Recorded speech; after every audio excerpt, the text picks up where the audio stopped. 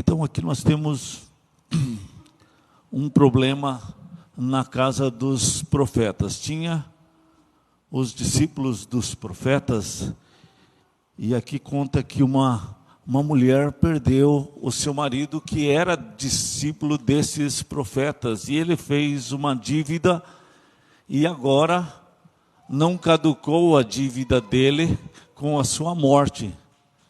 Na época, o homem que devesse alguma coisa, e se ele não pudesse pagar e ele morresse, os filhos teriam que pagar essa dívida. Assim como os filhos se beneficiariam dos lucros, do dinheiro do seu pai, também os filhos desfrutariam da parte ruim. Se o pai tivesse dívida, eles teriam que pagar. Então tinha lugares onde esses filhos eram levados para trabalhar, como também naquela parábola que Jesus conta no Novo Testamento. Tinha esse mesmo costume, onde a pessoa teria que trabalhar forçado até pagar sua dívida. Casa de profeta é uma coisa muito boa, mas a gente já percebe nesse texto que um discípulo de profeta não fez os cálculos bem sobre as finanças. Talvez ele tinha seus 40, 45 anos, e ele pensou que em 20 anos, 25 anos, ele poderia pagar essa dívida com o trabalho dele. De alguma forma ele ia conseguir pagar. Mas ele não contava o imprevisto, que ele ia morrer. Ele não contava que algo fora dos seus planos iria acontecer. E ele ia colocar a vida dos seus filhos sobre um problema bem sério. A sua esposa, a viúva agora, num problema bem sério. Esses dois filhos órfãos de pai, num problema bem sério. Ele jamais planejou isso, ele nunca gostaria disso, não diz o texto, mas a gente sabe como é que é o coração de um pai. Ele não vai planejar isso, mas sempre tem aquela ideia assim: não, mas o capital paga. Não, mas com o prazo eu pago. Não, mas com isso vai dar certo. Só que ele não pensou que tinha um imprevisto, que viria a colheita para ele mais cedo do que ele imaginava e que ele ia morrer, como aconteceu. Eu sei que a casa de profeta é uma bênção. Eu estudei no seminário. Eu dou aula no IPEM, que é uma casa também de profetas. Já dei aula no Cetro, em Guarapuava, que também era uma casa de profeta. O André daqui estudou lá. E tantos outros estudaram lá, e que são pastores e servem ao Senhor. Mas durante a minha vida eu prestei atenção que muitos pastores também se envolveram em dívidas. Rolos nesse sentido, até mesmo quando a gente atendeu há 24 anos atrás a igreja de Pato Branco, é porque o pastor que estava lá tinha se envolvido com agiotas, e ele não conseguia pagar, ele teve que fugir para Tocantins, e aí nós tivemos que dar assistência a Pato Branco por um ano, e o nosso culto aqui era no sábado, e o culto lá era no domingo. Então muitos dos jovens iam comigo todo domingo para Pato Branco naquela época. Muito bem, isso acontece. O pastor que está lá em Tocantins, ele fez essa dívida, e ele trabalhou muitos anos de bicicleta para pagar a dívida dele. Talvez algumas contas não foram pagas, a própria igreja de Pato Branco pagou, mas ele teve uma luta, ele deve ter aprendido a lição, ele continua no ministério, né? Então eu creio que ele venceu todo o problema dele, tem como superar. Mas eu conheci outros pastores que eu não sei da história deles depois, mas que também fizeram dívidas, né? Antes um pouco do André ir para Beltrão, o pastor que estava lá tinha feito dívidas no comércio. E aí ele foi embora e a gente ficou atendendo das dívidas que havia nos comércios por lá. Então essas coisas ruins acontecem também na casa de Deus com profetas, discípulos de profetas, que às vezes colocam um olho maior do que pode agir, né? O olho é maior que a barriga, diz a frase, né? E aí faz a besteira, aí fica com dor de barriga, fica gordo, fica com problema, porque o olho muito grande, né? Geazi, que também era um discípulo do profeta ali, vocês lembram de Geazi? Ele pôs o olho grande no dinheiro de Naamã. E vocês lembram o que aconteceu, as pragas que vieram para Geazi. Então não é uma coisa boa, não tem vantagem espiritual na palavra de Deus, essa avareza, mas isso entra também na casa dos profetas. E essa mulher estava com um problema bem sério. Então muitas vezes nos estudos a gente vê assim o povo de Deus em problema, aí o problema é levado a Deus, e aí Deus traz uma solução. Aqui acontece a mesma coisa, assim, o povo de Deus ali, essa mulher, os seus 2 filhos estavam com problema.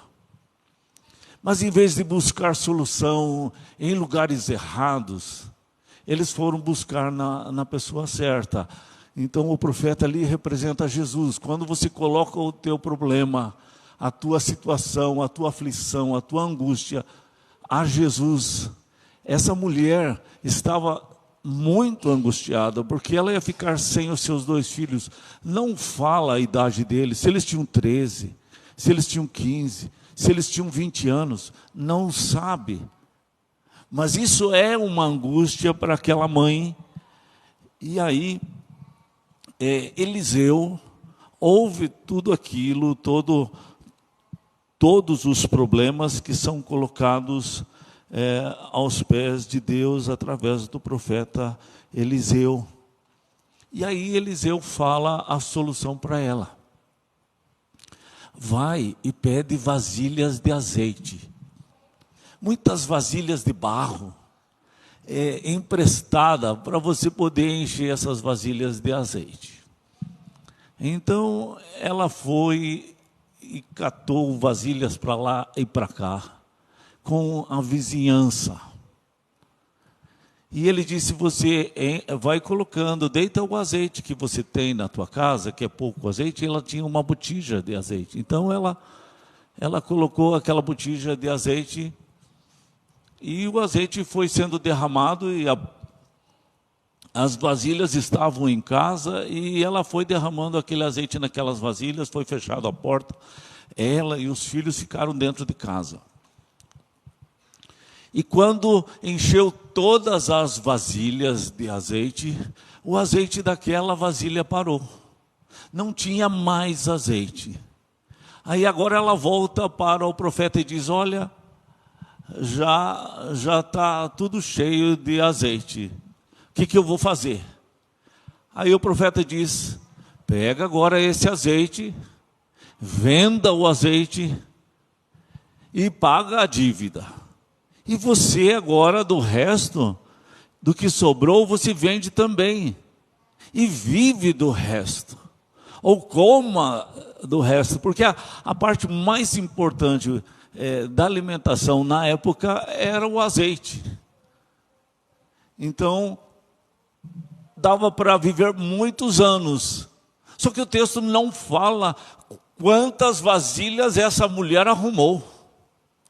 Não fala se foi 1, 2, 3, 4, ou se foram 200, 500 vasilhas. Não diz o texto. A única coisa que diz é que ela tinha que reunir vasilhas. E ela não sabia bem para que eram essas vasilhas. Depois ela sabe do profeta que tem que deitar a vasilha que ela tem do azeite, e ela vai deitando, e aquele azeite não para, e não para, e não para, e Deus multiplica o azeite até encher todas as vasilhas, mas não se sabe quantas vasilhas. Deus não está interessado nem em contar quantas vasilhas essa mulher arrumou. Porque o plano de Deus é mostrar que você tem que ter fé. E Deus vai colocar situações na tua vida para você ter fé. Que a questão não é o que você vê. é o que você não vê. Então, ali quando ela tem que reunir as vasilhas, já tem que provar se ela é uma pessoa benquista entre a vizinhança. Porque se aquela família fosse legalista, arrogante, sem graça, sem simpatia, sem lealdade, sem amizade, ninguém daria vasilhas para ela. Se ela pisava sobre as pessoas com o nariz empinado, se achando o máximo quando tinha o seu marido, porque era profeta, agora ela ia ver o custo disso. Também, se ela não tinha fé, ela não iria gastar muito tempo atrás de vasilhas. Começou a ficar difícil essa história de emprestar vasilha, parava. Não, já conseguimos 5, 6, já está bom, né? Já fizemos o que o profeta mandou. Só que 5 ou 6, digamos que não pagasse a dívida, pagasse apenas 25% da dívida, ainda os seus filhos teriam que trabalhar. Talvez ia reduzir o tempo de trabalho, mas teriam que trabalhar. Se então ela reunisse 50, digamos, vasilhas, isso pagaria a dívida, e ela teria que se virar agora dali para frente para viver, porque não teria mais para viver do resto. Mas se ela reuniu 100, 200 vasilhas, e ela investiu mesmo, e ela creu na palavra do profeta, e ela não era preguiçosa, então ela poderia viver com 150 vasilhas de azeite, e ela teria suficiente para viver o resto da vida, a vida dos seus filhos e talvez netos poderiam aproveitar dessa bênção e dessa decisão que ela tomou e que os seus filhos tomaram. Então veja assim como é que Deus ele age. Sempre o milagre vem na proporção da fé. Você vê nesse texto, e você vai ver nas palavras de Jesus também, que o milagre ele sempre vem na proporção da fé. Então tem o momento do problema, todos enfrentam problemas, todos nós vamos enfrentar, já enfrentamos, perdas, enfermidades, problemas financeiros, uma quebra, todos vão enfrentar ou já enfrentaram. Mas levar a pessoa de Jesus é a melhor resposta. E ele sempre vai pedir fé. Sem fé é impossível agradar a Deus. Está lá em Hebreus 11. Sem fé é impossível agradar a Deus. E a bênção, o milagre, ele vem na proporção da fé. Vamos ler alguns versículos lá em 2 Coríntios. 2 Coríntios, capítulo 4.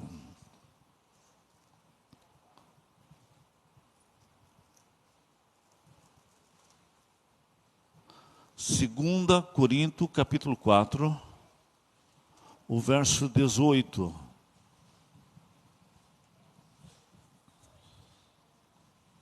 Pode ser o verso 16, 17 e 18. Vamos ler juntos? 2 Coríntios capítulo 4, verso 16, 17 e 18. Por isso, não desanimamos, pelo contrário, mesmo que o nosso homem exterior se corrompa, contudo o nosso homem interior se renova de dia em dia, porque a nossa leve e momentânea tribulação produz para nós eterno peso de glória, acima de toda a comparação, não atentando nós nas coisas que, mas nas que, porque as que se veem são temporais, e as que não são eternas. ele está deixando muito claro que a vida aqui, a nossa vida terrena aqui, o nosso corpo é frágil, ele envelhece, ele cansa, ele adoece, não temos a mesma força que tínhamos anteriormente. Aquele que é jovem já fica sabendo que quando ele ficar um pouquinho mais velho, ele vai ter alguns problemas de vigor e de força, né? Alguns que jogavam bola, tomavam coca depois do futebol, iam dormir, tomavam chimarrão antes, e era tudo fácil. Com o passar dos anos, depois dos 35, 40, 45 anos, já começam a não poder tomar coca depois do futebol. Não podem mais tomar chimarrão à noite. Tem uns que não podem mais depois das 5 da tarde. Isso é só um início das dores. É só um pequeno início. Eu nunca passei tanto em hospital como esse ano. Eu nunca visitei tanto médico como esse ano. Na minha vida inteira, eu nunca fui médico, né? E agora eu estou frequentador de médico. As coisas têm seus destinos, né? Algum pode dizer assim, o Alex dá um sorriso daqueles, é culpa da Jo. Mas não é, Deus abençoou porque Deus me deu a Jo nesses dias também difíceis de saúde, né? Isso também é uma bênção, né? Mas a vida é assim, e ele diz assim, não, há um tempo breve de tribulação, de sofrimento, mas a glória que Deus tem preparado para você é eterna. E ele diz, não atente para as coisas aqui que você vê, mas atente para aquelas que você não vê, que são espirituais e que são eternas, né? As coisas que você vê são temporais, passageiras, mas as coisas que você não vê, essas são eternas. Então, a lei da gravidade é uma das leis que a gente não vê nada, né? Mas você sabe que essa folha ela está indo em direção ao centro da Terra. É a gravidade.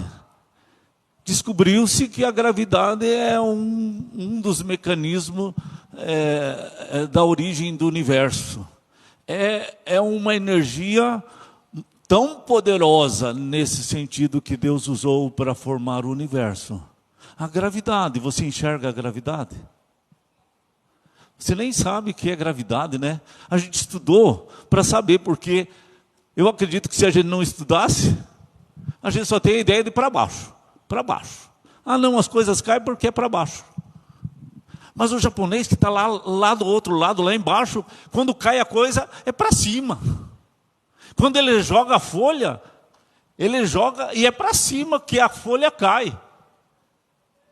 Não é assim que a gente pensa? Porque a folha lá do japonês cai para cima, porque está indo na direção do centro da Terra. E se você vai lá, você vai ver que ele está do lado de cima, e que nós é que estamos do lado de baixo. Tudo que é material é temporal. O carro é temporal. O ferro é temporal. A pedra é temporal. O nosso corpo é temporal. A nossa roupa é temporal. O nosso calçado é temporal. E ele fala, atente para aquilo que não se vê. Eu acredito que a maior parte da humanidade, na maior parte da sua história, nem entendia sobre a lei da gravidade. E se vivia igual. Mas o que eu quero dizer assim, bem no fim, coisas que você não vê no mundo físico já são mais importantes que o mundo material. Imagine em relação às coisas espirituais. E Deus está falando a respeito, nesse texto, da fé. A fé é um dom de Deus, é um milagre de Deus. A fé vem pelo ouvir a palavra de Deus. E o que nós fazemos aqui é ouvir a palavra de Deus, né?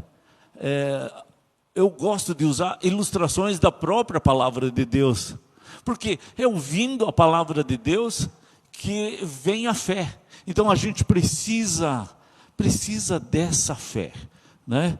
Tem um outro versículo aqui no capítulo 5, 2 Coríntios capítulo 5, verso 6 e verso 7. Vamos ler juntos? Só um pouquinho à frente, o capítulo 5, verso 6 e 7.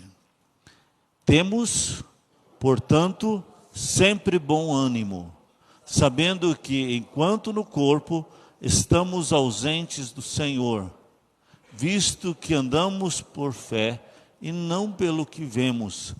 Ausentes do Senhor no sentido de presença lá no céu de Deus. Porque não tem um lugar que Deus não esteja presente. Deus está presente em você. Deus está presente lá fora, Deus está presente no centro da terra, Deus está presente lá com os japoneses. Mas Deus também está presente no inferno. E a gente diz assim na teologia, que o inferno é a separação de Deus. Mas não há um lugar que Deus não esteja presente. O amor de Deus, com certeza, não está lá no inferno, mas o juízo de Deus está na nossa visão, naquilo que a gente entende, porque a nossa visão é muito limitada para até entender as coisas de Deus. Mas o juízo de Deus está lá. Mas eu ainda vejo, como eu estava falando com a Jo, que ainda o inferno é um ato do amor de Deus. Porque uma pessoa que não nasceu de novo, que não foi lavada pelo sangue de Jesus, e ela fosse recolhida no céu de Deus, com as trevas da sua alma, com as manchas do seu pecado, que ela não percebe, e vai estar para sempre na presença de um Deus de luz, isso vai ser uma coisa horrível, pior que o inferno. Porque aquilo vai latejar na presença de Deus, e aquilo vai repulsar na presença de Deus, aquilo vai enojar na presença de Deus, aquilo vai dar sensação de vômito na presença de Deus. Isso é uma linguagem humana para falar a respeito de uma coisa que é impossível ficar na presença de Deus. Então não tem como morarmos na presença de Deus sem o sangue de Jesus, sem o lavar regenerador e renovador do Espírito Santo no nosso coração, porque só o sangue de Jesus pode remover o pecado, para podermos morar para sempre com Deus. Então Deus arrumou um lugar para o diabo e os seus anjos morarem, longe dessa presença de luz de Deus, essa presença amorosa de Deus, e todo homem que seguiu as coordenadas, as orientações dos espíritos das trevas vão morar junto com eles. E a maioria, o caminho largo, Jesus falou, não é o caminho estreito, é o caminho da maioria que vai para lá. Então,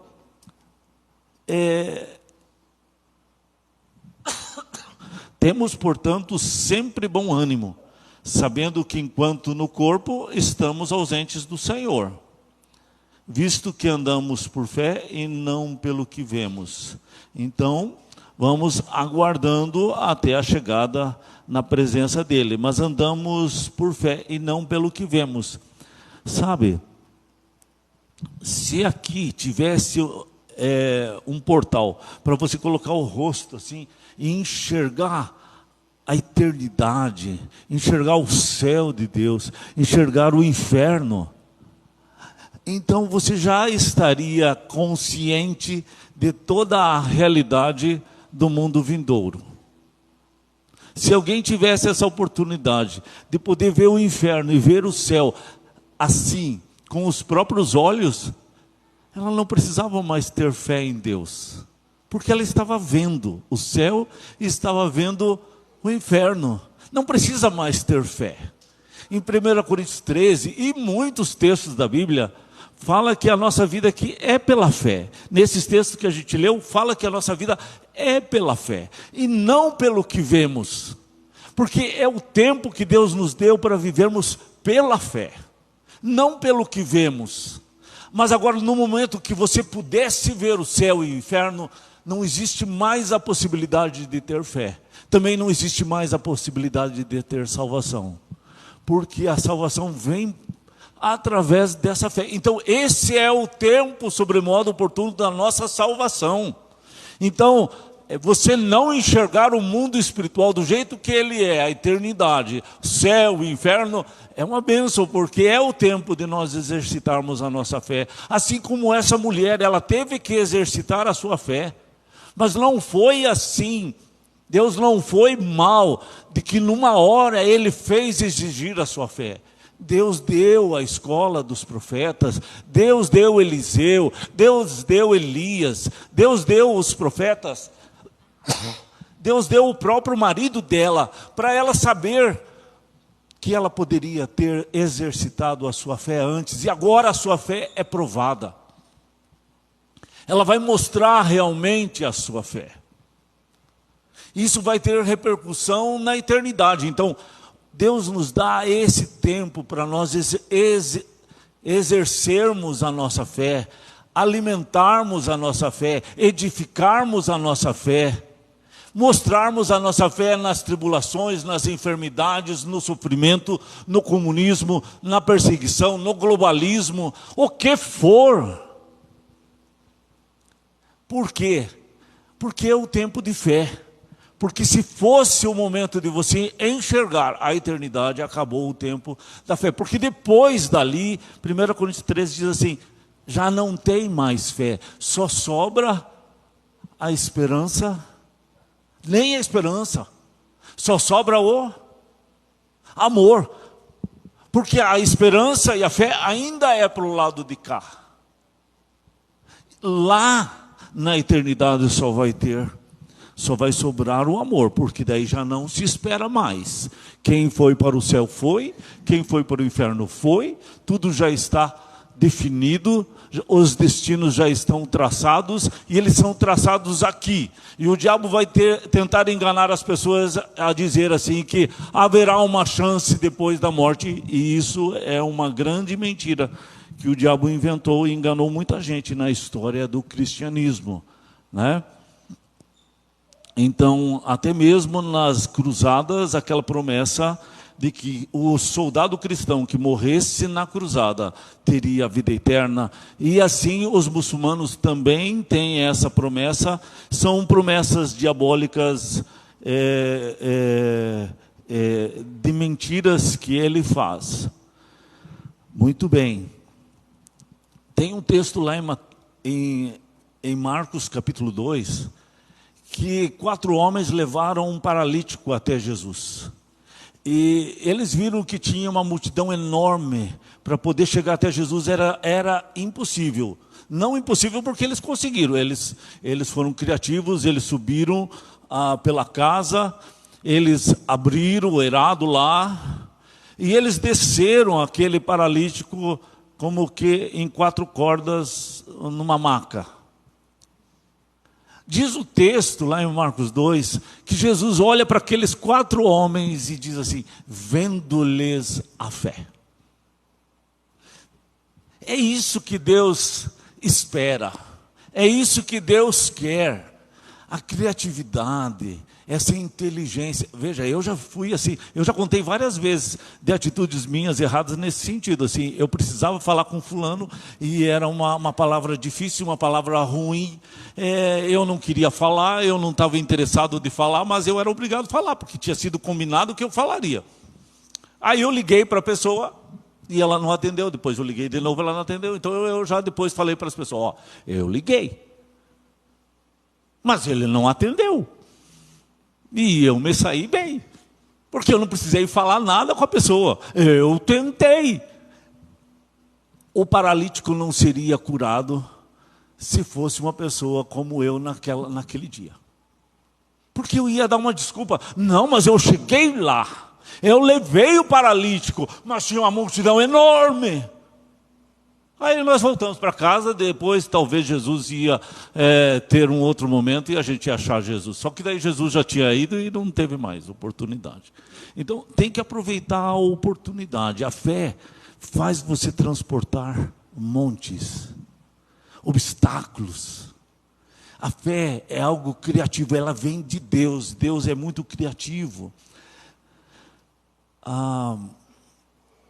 Tem também em Mateus capítulo 8, a história do servo, do centurião, esse servo, ele era paralítico e ele estava sofrendo horrivelmente, diz o centurião. E ele fez uma viagem longa até encontrar Jesus, para ver se Jesus poderia libertar e curar o seu servo.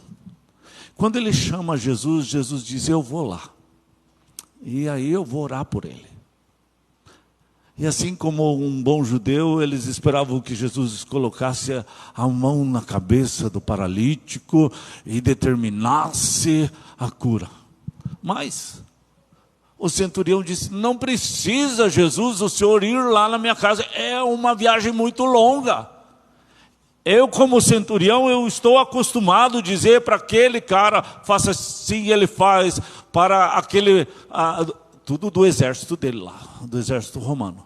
Ele era comandante de 100 homens e todos obedeciam, os 100 homens que ele mandava obedeciam. Eu estou acostumado a dar ordens e eles obedecem. Aí Jesus disse: olha, estou entendendo a fé desse homem. Nem em todo Israel eu vi um homem com esse tipo de fé, que não precisa impor as mãos para curar, que não precisa viajar até lá em Brasília para fazer a cura, que pode orar daqui, que Deus vai fazer um milagre igual, que não precisa derramar aquele óleo, e se só derramar, e se for a oração do pastor poderoso, então vai ter resposta de oração.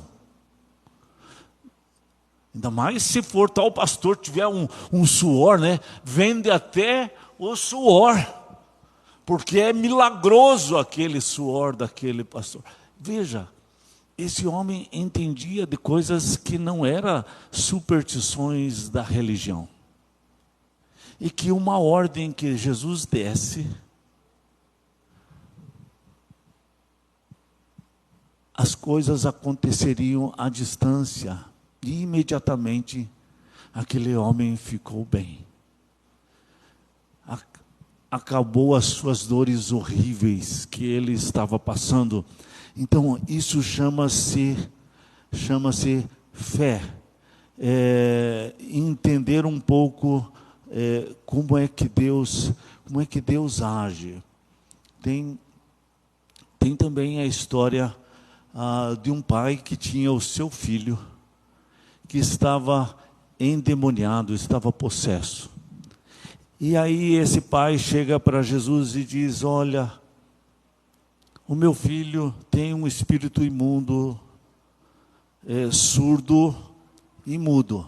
Geralmente esses espíritos surdo e mudo também é uma própria desculpa para quando a pessoa ordene ele para ir embora, o espírito surdo diz: eu não estou escutando nada, não preciso obedecer nada. E ele lança esse menino na terra, e ele espuma, ele rilha os dentes, e esse menino está definhando. Ele está ficando anêmico, ele está ficando muito fraco. E às vezes o Espírito lança ele no fogo para matá-lo, e às vezes lança ele na água também para afogá-lo. Eu já conheci pessoas que a própria pessoa colocava a mão no pescoço para tirar a própria vida, e a família tinha que ficar sempre segurando os braços da moça para que ela não se matasse com a própria mão. E ela acabou tempo depois. Pelo que eu ouvi uma vez, ela se jogou debaixo de um carro. Mais tarde eu ouvi um pastor falando que não foi isso que aconteceu com ela. Ela foi fazer uma cirurgia e ela não aguentou a cirurgia e morreu. E ela não descansa, porque se ela não tinha Jesus, vai para o inferno. Aí o homem diz para Jesus: Jesus, se tu podes, tem compaixão de nós, liberta esse meu filho. E aí Jesus diz o quê? Se tu podes, tudo é possível. Se tu podes, tudo é possível ao que crê. E aí o pai já disse: sim, Jesus, eu creio. E aí ele fez uma oração: ajuda-me na minha falta de fé. Ajuda-me na minha falta de fé. Estou com dificuldade com a minha fé. E aquele menino ficou bom. Jesus o libertou. Diz o pai que ele tinha levado esse menino aos discípulos de Jesus. Ninguém pôde libertar. E mais tarde os discípulos vieram até Jesus para perguntar: Senhor, por que nós não pudemos libertar esse menino? Por que os demônios não saíram com a nossa oração? Aí Jesus respondeu: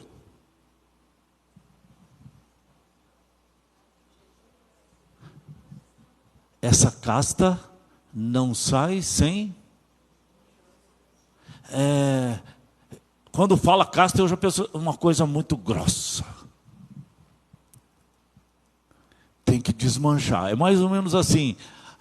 Tem aquela crosta que você queimou lá na panela. E não adianta ficar esfregando que não vai sair. Então você tem que ferver, você tem que pôr sabão, você tem que deixar um tempo para amolecer. Aí Jesus está falando, é a nossa oração, é o nosso jejum.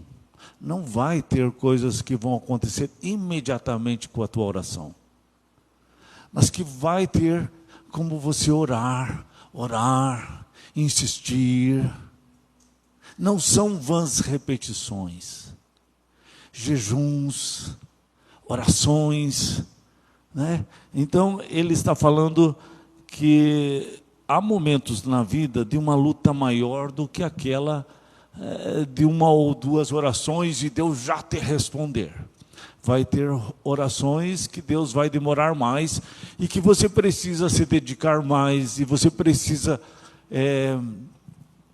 jejuar mais, ler mais, orar mais por aquela pessoa, porque pode ser uma casta.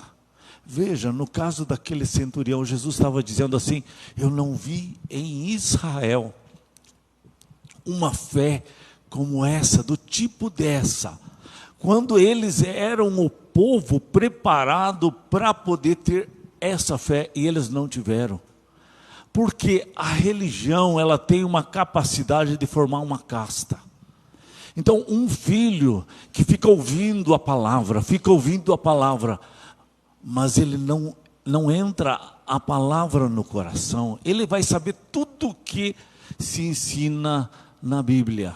Ele sabe que Jesus morreu por ele, ele sabe que Jesus é o único caminho, ele sabe vários versículos de cor, mas se ele não tiver, não fechar o negócio com Jesus, e Jesus não entrar no seu coração, na sua vida, e Jesus estiver só aqui, na mente,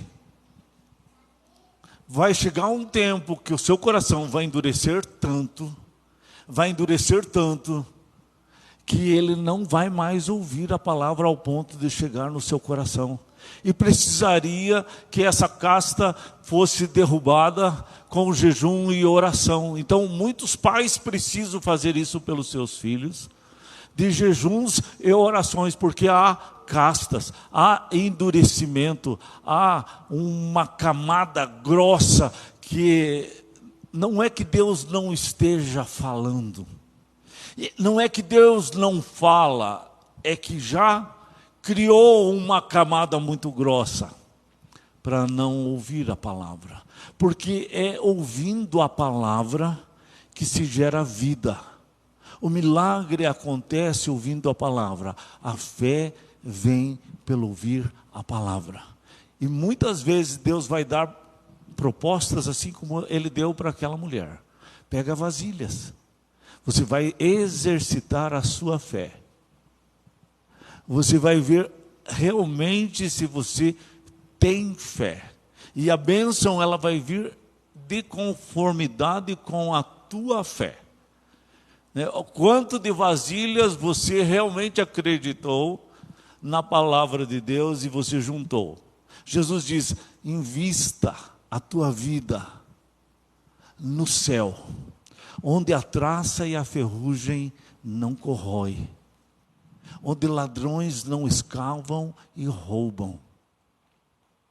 É pela fé que você vai investir no céu. É pela fé que você vai se dedicar a Deus. Sem fé é impossível você fazer isso. Sem fé, o que a gente vai fazer? A gente vai tentar montar o nosso castelinho aqui, a nossa fortalezinha aqui, o nosso moinhozinho aqui. Eu lembro assim, na infância, na adolescência, tinha um jogo que era chamado de moinho. Você fechava os três, abria e fechava, você comia a peça do adversário. Aí a gente ia formando aquilo que chamava de moinho. Jogava para lá, comia a peça do adversário. Jogava para cá, comia a peça do adversário. A gente acabava com o adversário só montando aquele moinho. Às vezes a gente está querendo formar um castelinho assim, um moinhozinho assim, para viver a vida bem aqui. Mas essa vida aqui é passageira, gente. Essa vida aqui não é para sempre. Então, invista aqui, mas a sobra do teu tempo. Aquilo que sobrou você investe. O filé mignon da tua vida, invista no reino de Deus, em almas, né? Eu fico muito contente, por exemplo, o dia ali no congresso, eu vejo jovens que estão ali, e eu fico contente assim, não é um orgulho que eu acredito que é santo, porque eu vejo jovens ali, mas eu sei que eles estão ali porque um dia eu pude falar de Jesus para os pais deles. E aí os pais deles estão ali no congresso, e os filhos estão ali, e cada banco tinha pelo menos 2, 3, assim, que eu sabia que eu já tinha investido na vida deles. Isso dá uma alegria. Pense você poder chegar no céu, e você poder ver pessoas que estão lá no céu, que você discipulou, que você falou de Jesus, que você fez o plano de salvação, você fez o cubinho, você fez as 4 salas, você fez o estudo do sonho, você fez esse estudo aqui de 2 Reis 4. Pode ser 20 minutos. Às vezes, eu cheguei diante da pessoa, ela estava com um problema tão grande, e eu pensava assim, eu não sei o que responder para ela. A maior parte das vezes, no início do meu ministério, acho que os 10 primeiros anos, eu não sabia responder a maior parte das questões. Eu só lia um texto para a pessoa, e eu via todas as lamúrias da pessoa e lia um texto. Porque era um problema tão grande, que eu não sabia resolver. Mas não sou eu que vou resolver, eu li a Bíblia. E muitos contam, mas foi tão bom, pastor. Anos depois. Mas na hora eu saía de lá frustrado, porque, mas eu não sei resolver esses problemas, né? Eu não tenho a solução. Aí eu li o texto, falava um pouco do texto, daquela situação, orava com a pessoa, e ia embora. Mesmo me sentindo totalmente incapaz, sem sabedoria, sem capacidade para fazer isso. Deus, Ele opera a si mesmo, sabia? Deus, Ele faz o milagre. Deus liberta da mesma forma, do mesmo jeito, porque Ele usa a gente na nossa incapacidade.